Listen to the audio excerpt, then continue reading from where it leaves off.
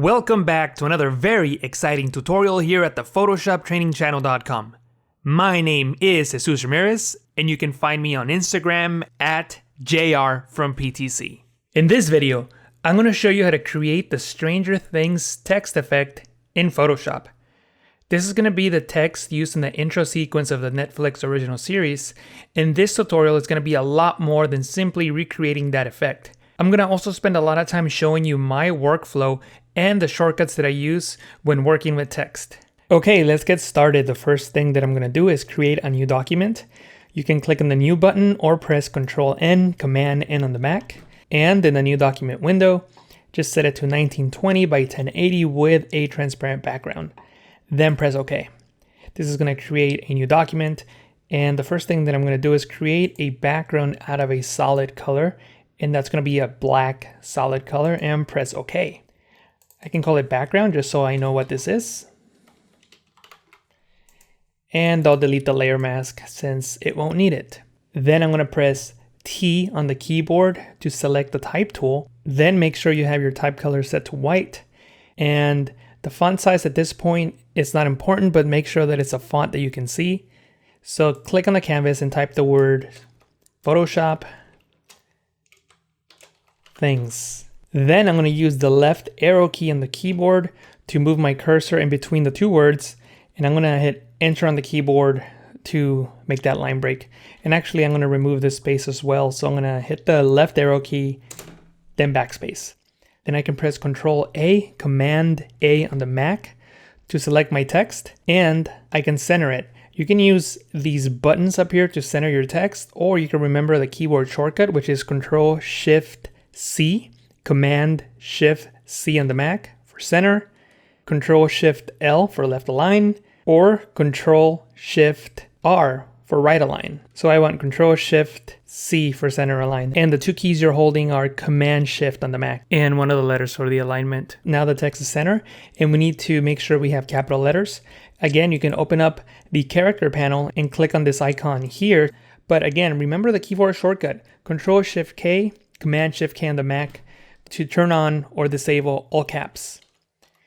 If you use that same keyboard shortcut and you don't have any text highlighted, then you're going to get a different result. So I'm going to press Ctrl-Enter, Command-Return on the Mac, and now the text is not selected. Notice what happens if I press Ctrl-Shift-K. That brings up the color settings. That was Command-Shift-K on the Mac.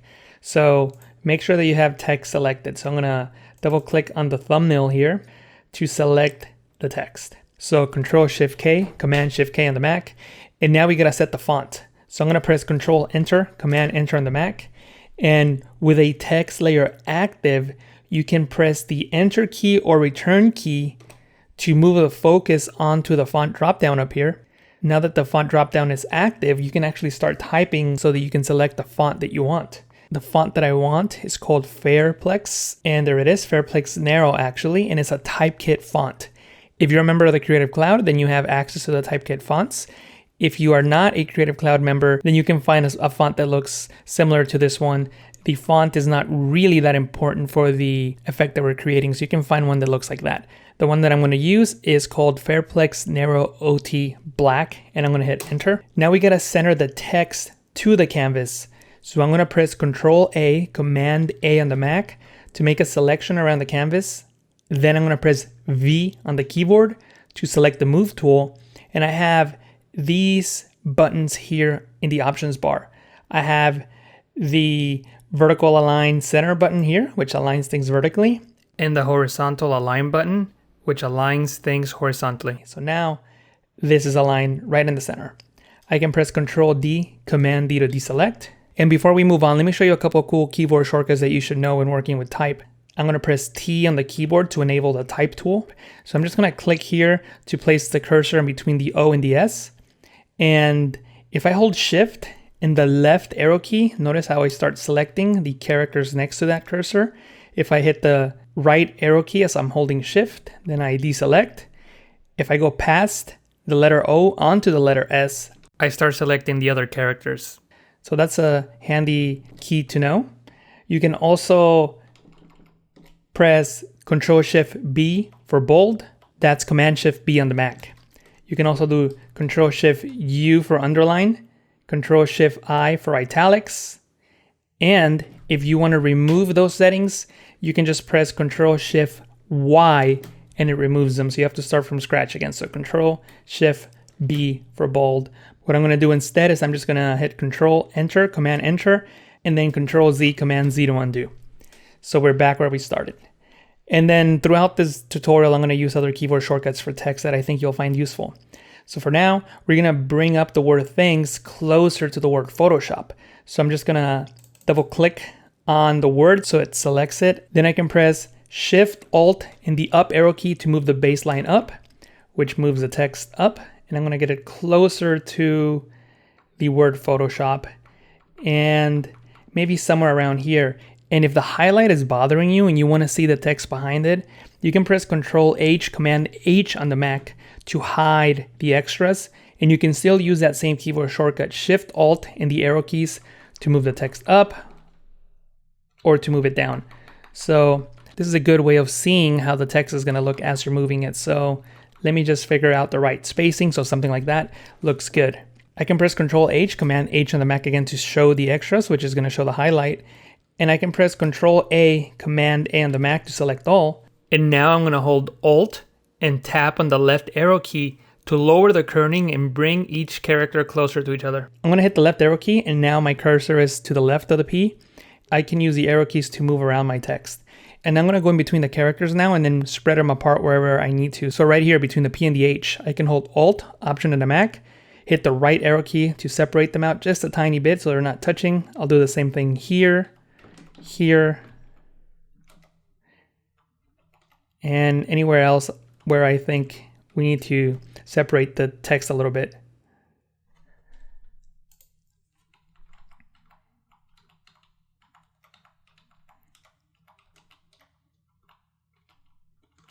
So something like that. I'm going to press Control Enter. And once again, I'm going to do the alignment to the canvas to make sure that everything's in the center. So Control A, press V on the keyboard and hit the two alignment buttons just to make sure that everything is center. I'm going to press Control D, Command D to deselect. And I can come back into my text by pressing T on the keyboard and clicking on the type. And when you have the cursor active, you can hold Control. That's Command on the Mac. So you get the bounding box and you can click and drag on these handles to increase the size of the text. So I'm still holding Control. I'm going to click, then I'm going to hold Shift, and I'm also going to hold Alt so it scales from the center. So that's Command, click on the handle, hold Shift, and then Option. And I'm dragging out, and I'm going to make this text the size that I want it to be, which is about this big here. So I'm going to press Control Enter. And what I'm going to do now is I'm just going to work on this text. And now we're going to place the lines that are going to go above the word Photoshop and outside of the word things. And we're going to use rulers for that in guide. So make sure that your rulers are turned on. So press Control R, Command R if they're not on. And you can click and drag a ruler. And just going to place one right here just so I know that no text is going to go higher than that. And one here because I'm going to make the P larger, but I don't want it to be larger than what this line represents. And with this guide, I'm going to figure out where I'm going to want that line that it's going to go outside of the word thing. So maybe right about here. So this is going to get bigger and we're going to place the lines here and right above Photoshop. So what I'm going to do first is I'm going to make this P larger. So I'm going to press T on the keyboard to select the type tool, highlight the letter P, and then press Control H, Command H to hide that highlight so I can see what's going on. And first, I'm going to change the baseline. The baseline is where the text sits, so I want the P to sit on this line. So remember, the P is still selected. So what I'm going to do now is bring the baseline down. Shift Alt, down arrow key. Shift Option, down arrow key on the Mac. So I'm going to bring that down to the line. Right there. That P is still selected, as we can see. I'm pressing Control H, Command H to show and reveal that highlight. So we're going to make it bigger now. And I'm going to press Control, Shift, and greater than. Greater than is the sideways looking V pointing to the right. The same key as the period. Control, Shift, greater than, Command, Shift, greater than on the Mac. And that's going to make this P larger. Now, if you don't want to work with keyboard shortcuts, you can do the same thing by selecting the other P and clicking on the character panel here. And so you can see it better actually. I'm going to zoom out And then we can see the P there. Let me select it again and bring the baseline down to the line. And you can actually click in here and use the arrow keys as well. So you can do sort of a combination of both, of using both the slider and the arrow key. So there's the P. And then we go up into the font size and we press the up key to make it larger. If we hold shift and press up, it goes faster. And I'm using the down arrow key now to match it to the guide there. So there you go. I'm just going to press Control Enter, Command Enter, and it looks like they're both the same size. And we're going to continue working with this. I'm going to collapse this here. Now, before we move on, you got to make sure that you spelled everything correctly and that you don't want to make any more of those adjustments, because we're going to convert this into a shape, which won't be a text layer anymore. So we won't be able to edit the text if we need to. So I'm going to right click on it and choose Convert to Shape. And that converts it into a shape. If I click either on the path selection tool or direct selection tool and look at the options bar, you'll notice that I have a fill and a stroke. I don't want the fill, but I do want a stroke. So I'm going to click on the stroke, click on this icon here to bring up the color picker, and I'm going to click and drag up and maybe select an orange color, maybe this one there, and press OK. And also add more to the stroke, so 4. And then hit enter, return on the Mac. And I'm going to press Control H, Command H to hide all the extras so I could see it. So 4 looks okay. Maybe let me try 6 and see how that looks. I think I'm going to stick with 6. 6 looks much better.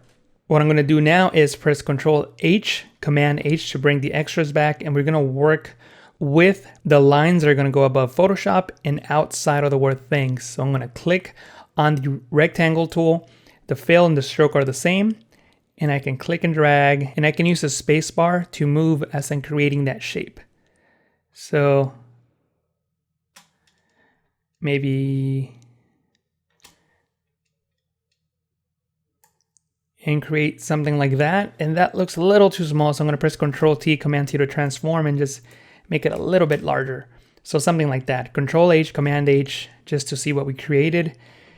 I'm going to bring back those extras. Control H, Command H. With that shape selected, I'm going to press V on the keyboard to select the Move tool. Then I'm going to hold Alt, Option on the Mac, click and drag while holding Shift to create a duplicate.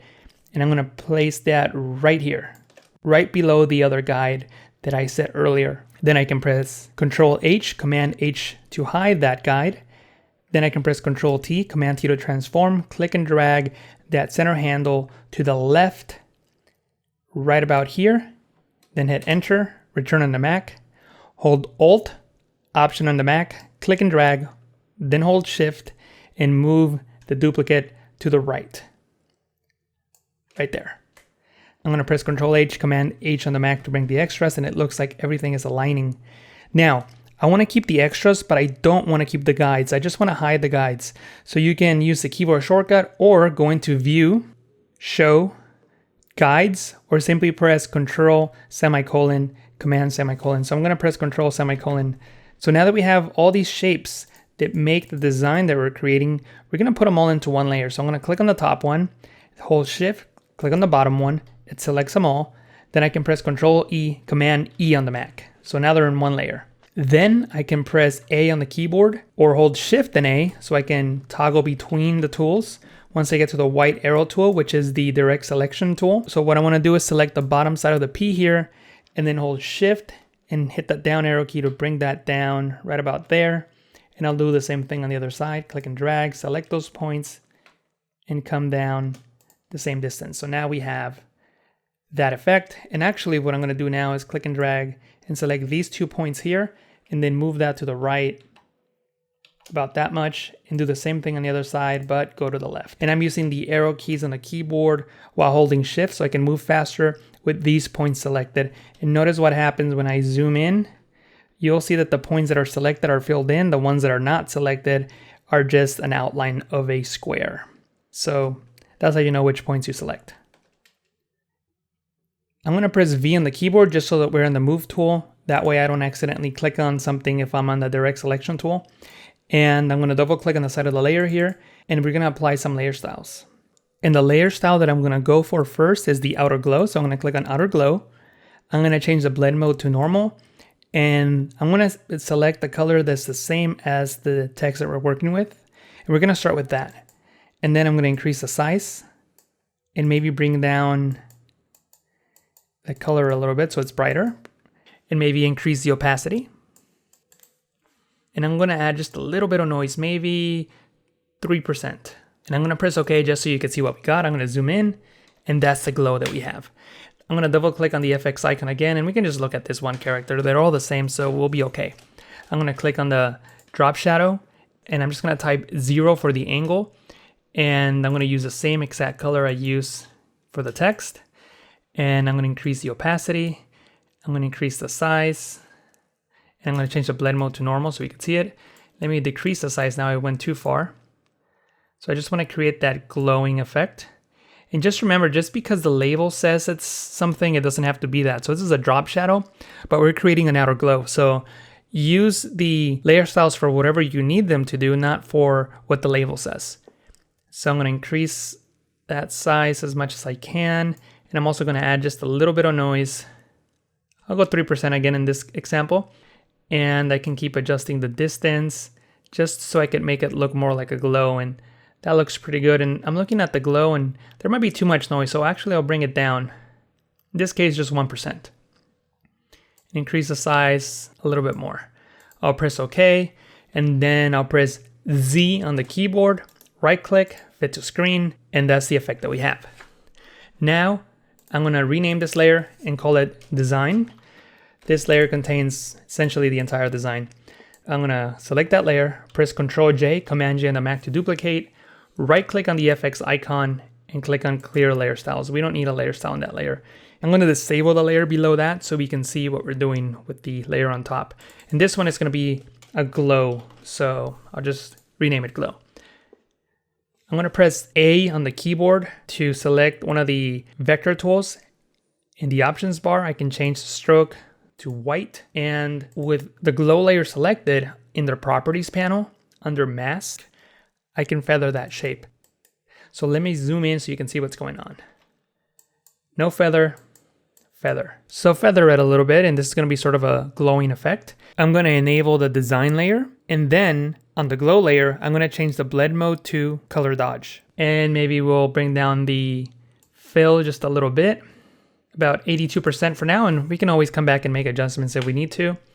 So I'm going to fit to screen again, and this is what we have, but obviously we don't want the entire thing to glow. So with the glow layer selected, hold Alt, Option on the Mac, click on the layer mask icon to create a layer mask that is black, which hides everything on that layer.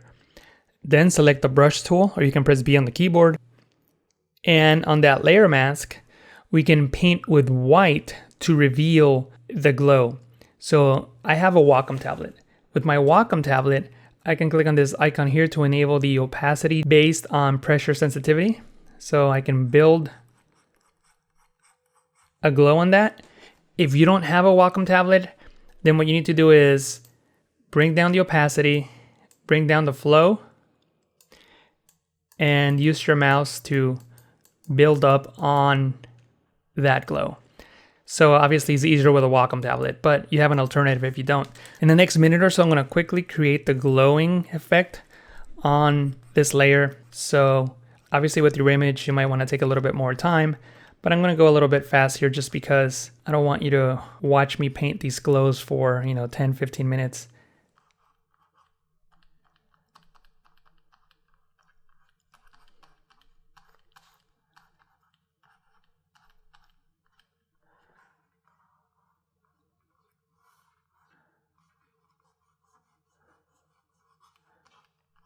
And all I'm doing is just lightly painting with white on this layer mask to reveal the layer below it, which is creating that glowing effect on the text.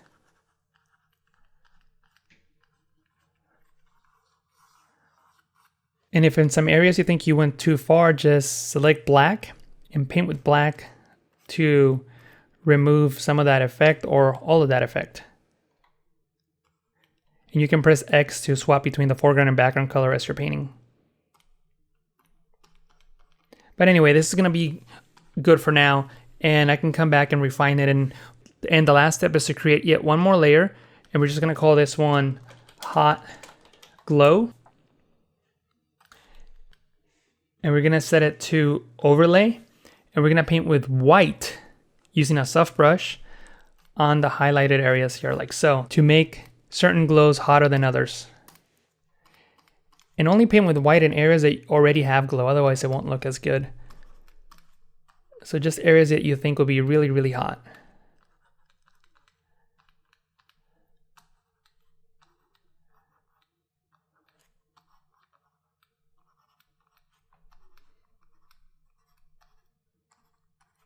And there you go. And of course, you can always come back and bring down the opacity if it's too strong on both layers, just so you can get a nicer effect. And just keep adjusting it until you get the effect that you want.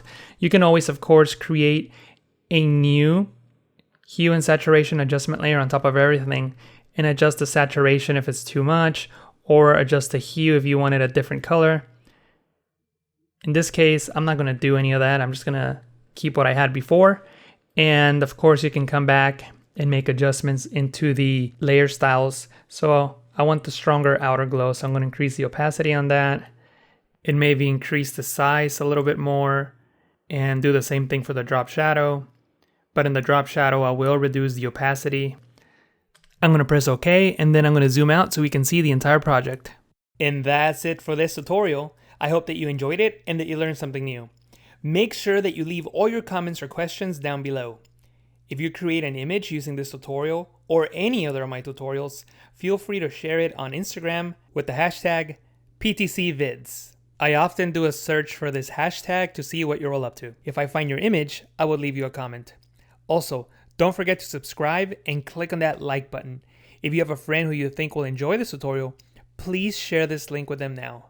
Thank you for watching, and I'll talk to you again soon.